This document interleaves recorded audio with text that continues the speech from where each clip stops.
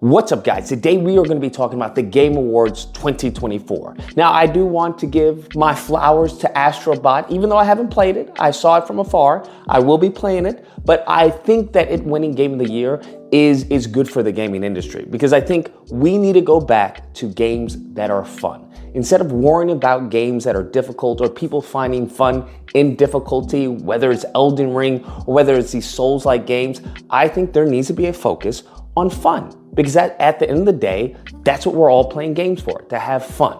Now, having said that, I will say I am absolutely shocked that Elden Ring walked away with nothing. Okay, I for sure thought they were going to win best art direction, and they lost to Metaphor. So I don't know what to tell you on that one. When it comes to 2025, we are going to be eating very nicely, okay? There are a lot of games coming out. We got Turok, we got the Century game that looked awesome with the combat. We got, Animishu. They're bringing back some heavy hitters, from my day, back in the day. So in addition to new IPs that are coming out, in addition to, Witcher 4 and Intergalactic. Now, those two titles clearly have been attacked by a bunch of individuals. I don't even want to say that they're in the gaming industry, or they're even in the gaming community. I think that there are a bunch of people who just find pleasure in talking trash about stuff. I don't think they play games. I think they're just grifters. I think everything to them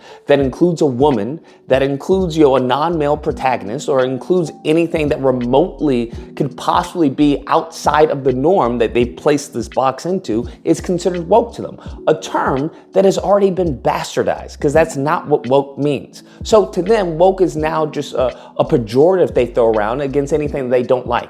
Oh, this, the pizza tasted nasty, it's woke. Oh, this game, didn't have enough explosion, it's woke. And that's where we're at, because first and foremost, let's go into Intergalactic. I saw this. I think Naughty Dog is doing phenomenal work. I think the level of detail and quality that they put into Last of Us 2, even though I disagree with the narrative and where they went from there, I can definitely give appreciation to their level of quality, to their level of work, because it is the best in the industry. It is what it is. So having seen Naughty Dog and Intergalactic, I'm excited. I think it's gonna be a day one buy just based off of it being Naughty Dog. But there are people out there that see a woman with a shaved head and go, woke, it's woke. And I don't understand. I don't know where we got here, bro.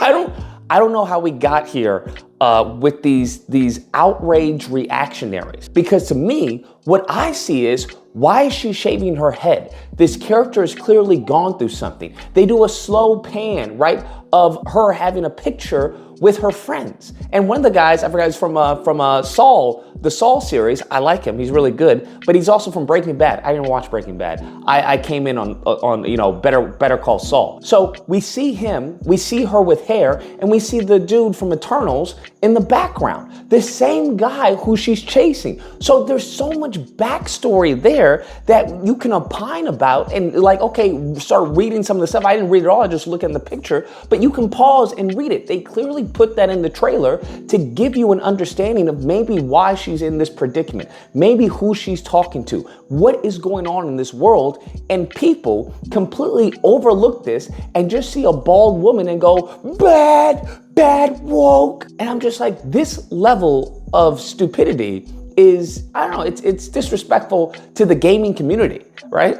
Because this is how people on the outside view us, as a bunch of, dummies, and, retards who just play games. And they overlook the actual craft and the actual quality and the actual passion that goes into storytelling and in allowing the player to experience that, to experience their story. And I think it's disgusting what these fringe group of people are doing to the medium, because they are, bastardizing what many of us have grown to love, which is story, which is gameplay. The little gameplay that they showed, I don't know why there's not a focus on that. What could the blade do? She has a stance, right? It's an upright stance. Is it going to be, more, using the hack and slash? What type of, mechanics could this, have in this game based off of the previous games? Is it going to be melee? There's so much to talk about, and instead you have a group of people who are talking about it's woke because she looks like a man and she has no hair. What? We then go to Witcher 4. And Witcher 4 has Ciri. Now, I said upon watching this, I was like, oh boy, people are going to scream and call this woke because it's not Droll. There are people who are saying she's ugly. I feel like I'm living in another dimension. There's no way you can call her ugly. By any stretch of the imagination, I don't know what to tell you. I think people are just trying to feign outrage. They're creating outrage where there is none. Like, this is not like a Spider-Man 1 to Spider-Man 2 transition, okay? Where they try to lie to us and tell us, oh, it's the same model. What are you talking about? It's the same Mary Jane. Like, clearly that's not the case. But when we talk about Witcher 3 to this, she's still attractive. I don't know why they're calling her ugly and they say, oh, she's making masculine expressions and stuff like this. They have weaponized the stereotype. Right? Because that's what, as I've said before, that's what many of the people on the outside view us. Bunch of idiots, bunch of retards, bunch of, losers who don't have any lives.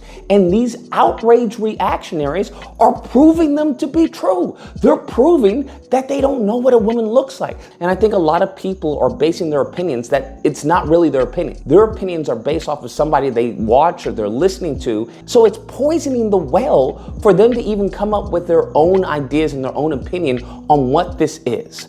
So overall, like I said, I think 2025 is gonna be a great year for gaming. I think the Game Awards was actually really good. I think the best people who stole the show were the Muppets. They're the highlight of the show besides anything that they announced. I think that was freaking awesome. I don't know if it was ad-lib or they scripted it, but I think they need to come back for the next Game of Year Awards. Okay, that's just me. But nevertheless, that's the video. Let me know what you guys think, whether or not you agree, disagree. But otherwise, hope you guys enjoyed the video. If you did, please feel free to like, share, comment, and subscribe. Until next time, guys, keep animating.